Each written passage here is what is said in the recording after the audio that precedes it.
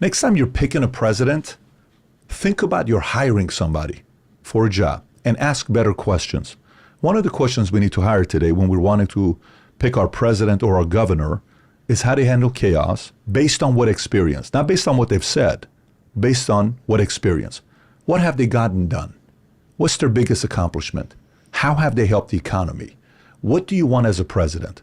Do you want somebody that needs other people's money when they go run for office? Because the more people's money you take and the more they give, guess what comes with that? Nobody gives $10 million and says what?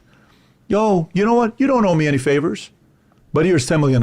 Don't worry about doing favors for me. In your super PAC, I'll give you $100 million, but I don't want any favors from you. That doesn't work that way. They'll give $100 million and there's 3 favors in the back, and hey, you got to change these 3 laws to prevent this guy from competing with me. Any president that ever ran that needed the least money, the people of power hated. I'll give you a list of these guys.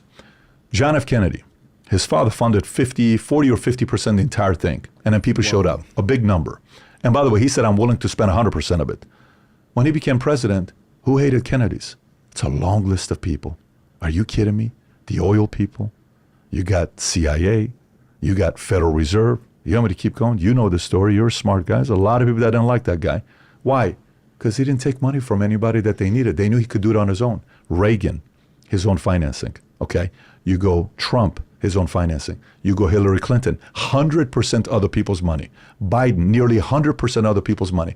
That's a bit scary, okay? Kennedy was a Democrat. You know, Trump is a Republican. It's not like you're talking left or right.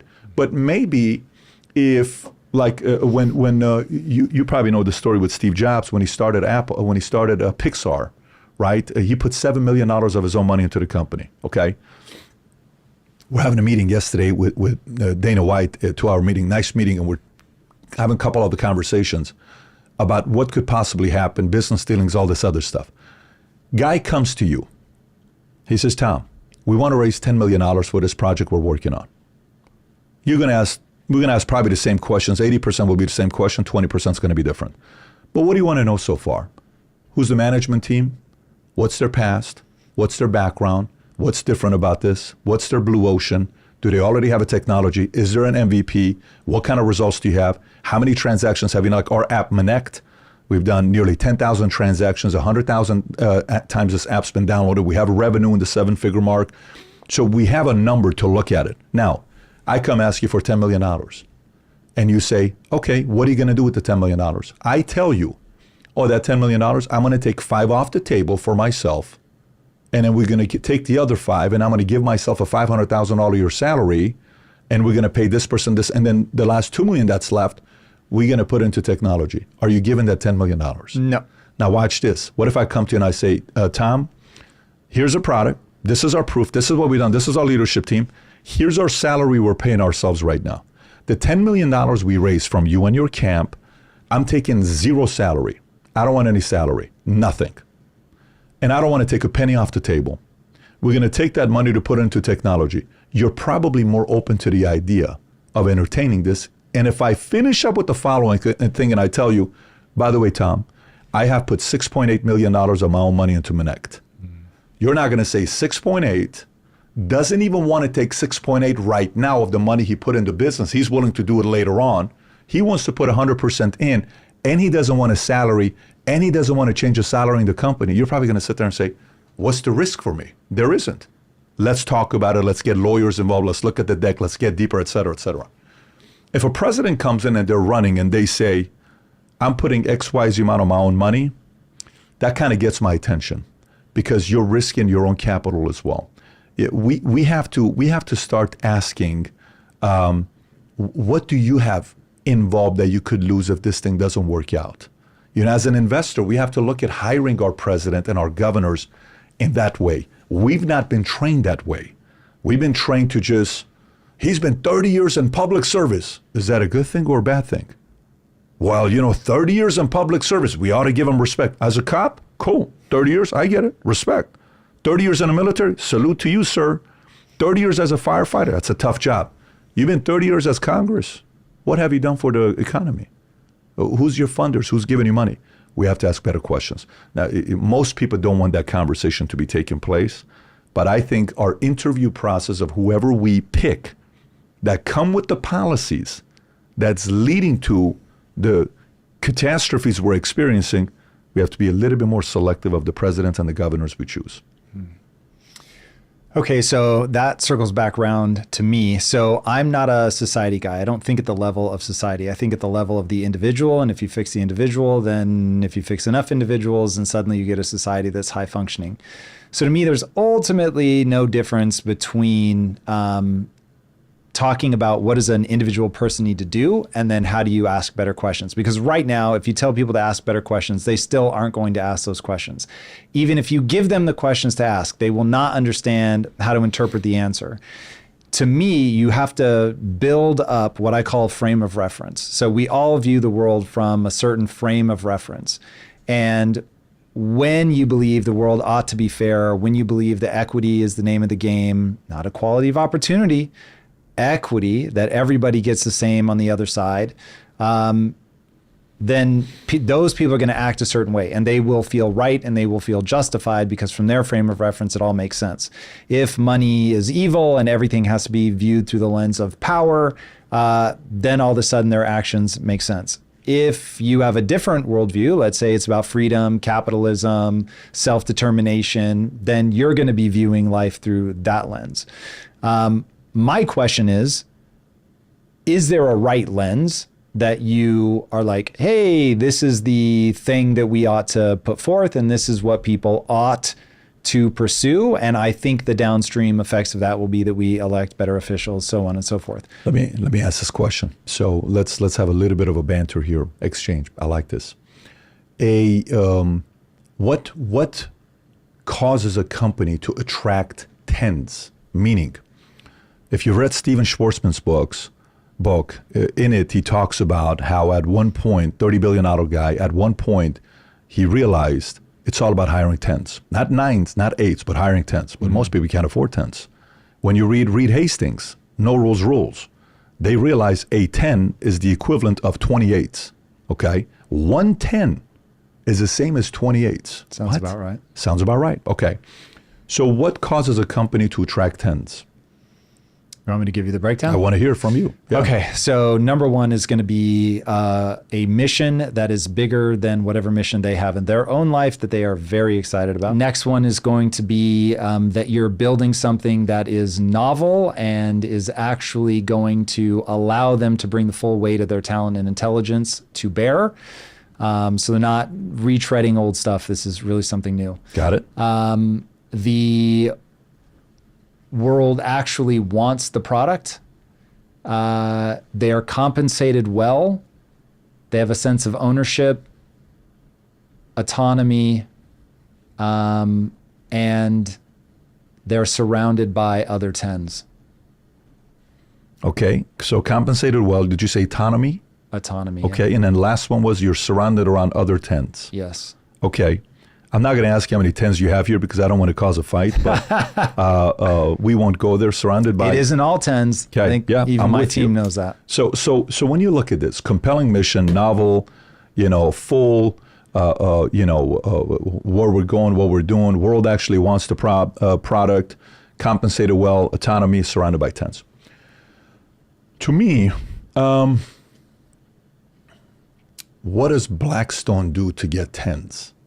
Is the mission that insane? I don't know. What does Netflix do to get tens? What does Yahoo do to lose tens to Facebook? What does Facebook do to lose tens to Google? What are tens attracted to? To me, everything here, you could have an incredible mission. Check. You could have novel. Man, we're doing a really big thing. Historic. Check. World actually wants the product. Check. If the incentive program sucks, you're not attracting those people, period. Let me go a little bit deeper for you. You live in the great state of California. You know California, how many people they lost between California and New York the last year? 1.4 million. 1.4 million. You saw the stat. Do you know what state in America's 50th place for the most people lost last year? California. Do you know what state's number one? Florida's number one. Receiving? Net positive.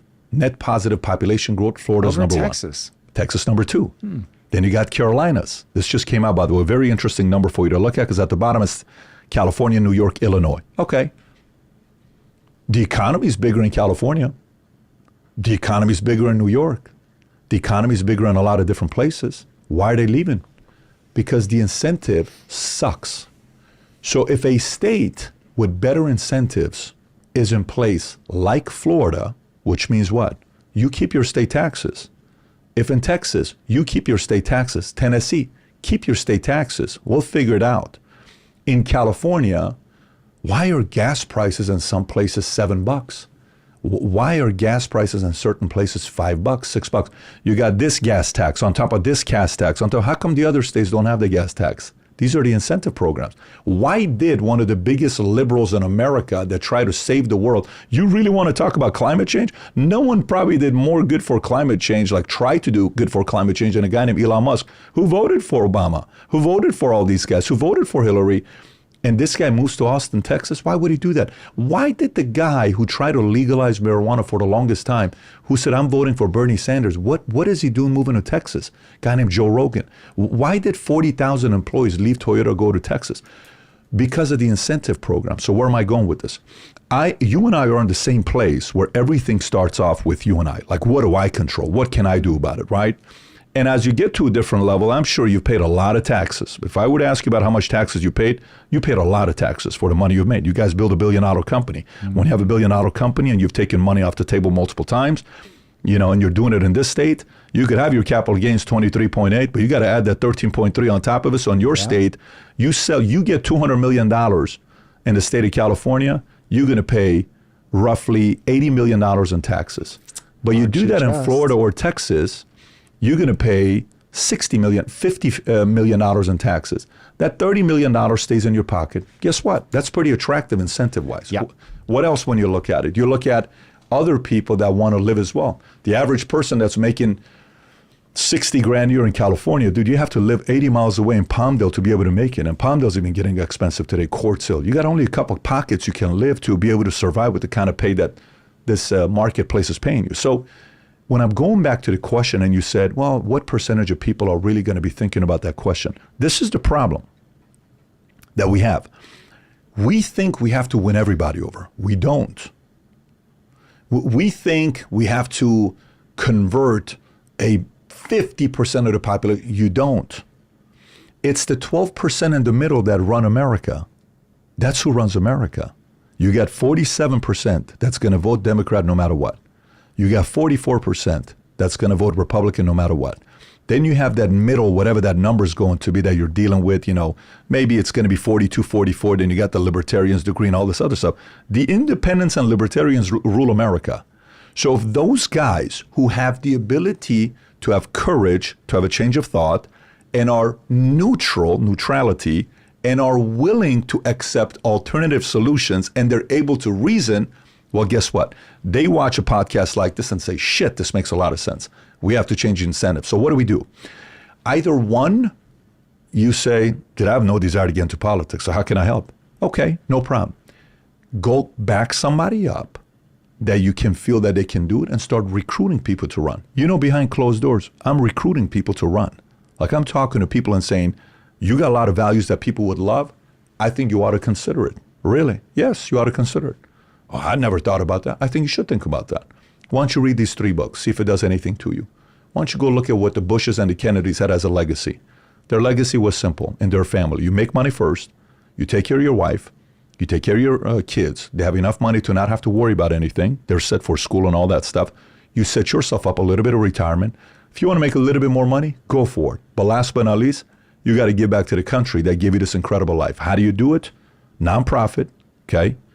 You either go into politics or church, but somehow, some way you got to contribute. So I want more, like I used to not care about politics at all until I realized America's problem is the incentive program. The reason why we went from 4% of kids being born to single mothers in 1940 to 40% today is because of the incentive program. The reason why we have so many divorces in the world, we are leading the world in divorces in ways that doesn't even make any sense. We're at 23.8. Some numbers you look at where China and India are at 3 or 4%. Our incentive program sucks. When you look at small business owners, when you look at people going out there fighting for, let's print more money. Every time these guys print more money, guys like you get richer. Every time they print money, you and I make more money because your money's in assets, or your money's in equities, and that money's going to go to these equities. So the valuation of these companies flips. Like right now, everybody's worried about a market crash. You know what's bigger than a market crash today? You know what scares me more than a market crash today? A reverse market crash. You know what's a reverse market crash? It's what happened in Venezuela this year. Imagine the stock market goes from 10,000 to 64,000. What? Like right now, we have interest rates at 8%, 8.25% some places, but let's just say 8%. And real estate prices are going up. It's the least amount of refi we've done in 27 years. Refi application is at the lowest for 27 years. And the amount of inventory of homes for sale right now is the lowest we've had in 20 years. But real estate prices are going up. How? So imagine if Powell today takes this 8%, and he brings it down to 7, to 6, to 5, to 4. What happens? Market Dow goes to 60,000, 40,000, 50,000. Why? It's not because the economy is doing good, because we have that money in the market. It's going somewhere. So what happens? All of these people that we're talking about, wow, look at the rich getting richer, the poor getting poor. Your policies of printing more money is causing the rich to get richer and the poor to get poor because the disparity is getting wider. If the rich are making 12% on their money and the poor are making 0 because they have it in checking accounts, what do you think is going to happen every year? That distance is going to get bigger. So what do we have this year in 2023? Most strikes we've ever had. You ever seen this many strikes in our lifetime? We're 3 years apart, you and I. I've never seen this many strikes. UAW strike, finally agreed, $42 an hour. You got UPS strike. You got Walgreens, CVS. You got Kaiser, 75,000. You got... There's so many strikes going on today. What are people saying? Dude, I can't make it. I can't make the money. In your state, California, they raised the minimum wage for fast food restaurants to whatever the number is, $22. And you know what Chipotle and McDonald's just announced? They're raising prices. Why? Because they have to. How are they going to make that money? You can raise minimum wage all you want. The restaurant is going to raise the prices. They're going to have to raise the prices. So now, all these automakers that are sitting around saying, oh, you want us to pay these guys $42 an hour? No problem. Guess what? The consumer is going to have to pay $1,500 more for the car they buy. Is the consumer okay with that? Because that's how math works. Math works that way. So to me, at this phase of my life, if a person's 20 years old watching this, don't worry about what we talked about the last 20 minutes. Just go make your money. If a person's 30 years old watching this and they got a wife and kid and their career's like here, they're about to kind of go, focus on your career, pay a little bit attention to this. But if you're 40 plus, 45 plus, and you're seeing what's really going on in the economy, and you're like, what the hell are all these policies? I love my state of Illinois, but what the hell are we doing here? I love New York, but what the hell is going on in New York? I love San Francisco, but it's no longer San Francisco. Then you have to pay very close attention to the different incentive programs in other states and ask, why can't we do that in California? Why are we not doing that in New York? Why are we not doing that in Illinois? People in California are not asking those questions. So I love this compelling mission, novelty, novel. World actually wants the product compensation, autonomy, surrounded by tens.